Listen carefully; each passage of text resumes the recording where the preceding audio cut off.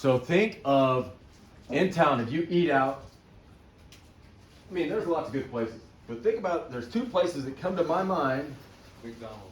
that when you eat it, it's like so salty, but you can't help it, you love it. And then 2 hours later, you're at the water, you're drinking from the water trough. McDonald's fries. McDonald's fries. I've heard that today. I agree.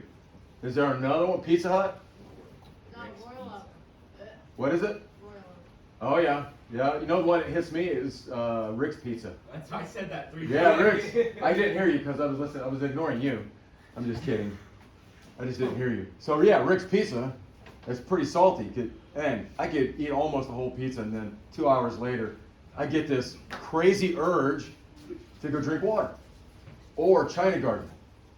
China Garden. That's I don't know if they got a different kind of salt in there or what, but I go to the water faucet and I'm drinking. Now, when you get that urge to drink water, your body's trying to tell you it's out of balance. Okay? Now, I shingle sometime in the summertime, and it gets hot, and I'll sweat almost all whole day. It's that kind of sweat that when you stop and it dries, you get salt crystals all over you. And then when I go home, I have sweat out so much salt that I crave, of all things, dill pickles. So if you sweat too much, that's your body telling you, hey dude, you need salt. Salt's good. Okay? And so that's what we're talking about. Now that's the big word, homeostasis. Or just cut it in half.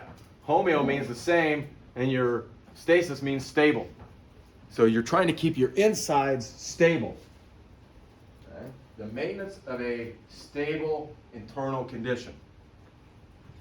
This is basically the definition. The maintenance of a stable internal condition. So let's say you go out and you're at wrestling practice, and man, you're doing live. You're going like 1 minute goes, and you get very little rest, and you do this for like 45 minutes, and you're just sweating like crazy. What's the first thing you're going to do when you get out of practice? You're going straight to the water, because your body's going to say, dude, I need water. I'm going to die. And you're not really going to die, but it's going to tell you that. I don't know, you can pass that. Or if you like chocolate milk, like me, I've trained my body to crave chocolate milk. So after a workout or something, I drink chocolate milk. Now, it could be chemical. So like if you need water, water's a chemical. You need it, your body's going to tell you. So if it's out of whack, do you know you can get water poisoning? Yeah. My aunts quit smoking many years ago, and one of them ate ice chips. And she found that helped kill the craving for a cigarette. And she got my other aunt attached to it, so they both started eating. Within 1 day of each other, even though they lived 50 miles away, they had to go to the hospital because they would eat the chips, and then they had too much water in their system, almost killed them. You gotta drink like 4. And so you got to drink a lot, man. They were just probably constantly, man, that cigarette, they were probably going nuts with it. And so they as soon as they got him in the hospital, they gave him some diuretic pills, and they kind of squeezed the water they could out of him. And that's a chemical balance. Physical balance. Oh, let's say you stay up 24 hours. About 20 in, you're going to be going, wow, you're getting ready to go sleep. That's a physical. You know what I'm saying? You ever been so tired that you're just, I used to sit in the same seat, kind of the same seats, and be like going, whoa.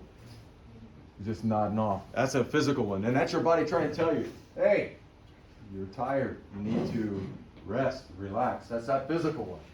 Now, anytime you see me draw like a sketch, you probably need to do this, because this is my way of showing you in a picture what this is. Okay? If you look at it, you see that equal sign inside that cell? And it says normal.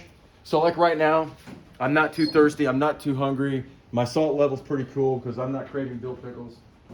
So that's telling me that the stuff that's going into my cells is equal to the stuff going out. Everything's good. Everything's good.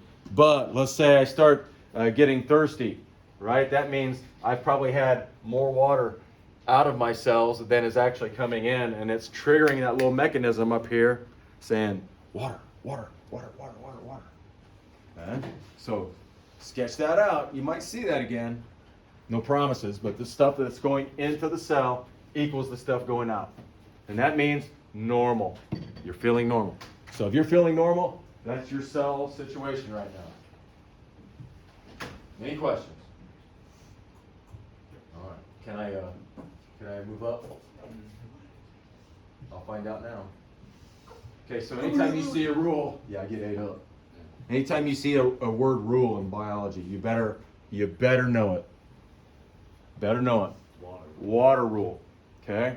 And it's just like, when we did the lab yesterday and we put the dye in the water, the dye went from where it was really concentrated, right? And it moved out. We didn't add energy. It just kind of moved outward. Water does the same stuff as that dye. Water likes to go where there's a lot of it to where there is a little of it until it's all equaled out and then it stops moving. It's a pretty cool thought. Water goes from where it's a lot of it to where there's not. In the case of my ants, there was a lot of water in their system and it just overwhelmed them. But normally, where there's lots of water, like in your cup, you drink it and then it goes into your cells. It moves all by itself. It just does. That's pretty cool. And it's called diffusion. Yeah. Water rule. Okay, I'll find out. Now, 2 words. We're about done with notes. Diffusion and osmosis.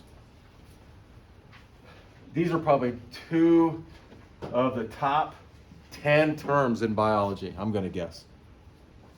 These are big. So diffusion, that's the first thing we did yesterday. We came in, we Googled it, we found out it's the movement of something from where there's a lot of it to where it's not a lot of it. Here's an example. When I was at St. Joe, I sat in class and I listened to 3 students, how they stole something called boric acid. I want to say it was boric acid. I could be wrong. And then they took it to the I-65 McDonald's and they poured a little bit out on the floor. Now, this type of acid smells like throw up. And it's intense. 1 drop would clear this room out, but they poured a little bit on the floor. It cleared the whole restaurant out. Nobody could even go in there to eat. Okay? And so if you walk in, you would smell it. If you go over here, you'd smell it. You go over here, you'd smell it. You go over there, you'd smell it. Now, you ever smell a rotten egg? Yeah. Okay? Worst smell on the planet. Cow poop, dung, nothing. Let's say I take a rotten egg and I throw it in the back corner and it splatters right behind Trent, right against the cabinet. How about it hits Trent? Okay, it hits Trent. Okay? Who's going to be the very first person to smell it? Trent. And then who's going to be the next person to smell it? Jada Nicole. Who's going to be the last person to smell it? You. Okay, so you guys already know this stuff. This is just, if you're alive and a human being and you're breathing, you understand. That's diffusion. You never knew the name, but it's diffusion. So I would be the last guy smelling. You guys be going, and they'd get to me and they're like, whoa. Nah, Come in an hour later, no matter where you went in the room, it would smell because it's going to move from where there's a lot of smell to where there's not. Well, unless we just keep Trent here. No, it would still be bad. Just like get him right in the forehead. Oh yeah. Okay, so any questions, diffusion? Nope. Okay, now, osmosis. Osmosis. I wish, and how many of you always have ever thought that if you could just lay your head on a book and that knowledge would come in through your skull and through the skin and you didn't have to read it? You just do that? There's documented instances where people could sleep with their head on a book and they could get it. That's a lie. No way. I don't know, I'm just making that up. That'd be But wouldn't that be cool? I'd go to sleep on it. Oh, I'd have a book a night. I'd have a book a night. See, I can't write very well. Writing is not my suit, so this is a book about writing.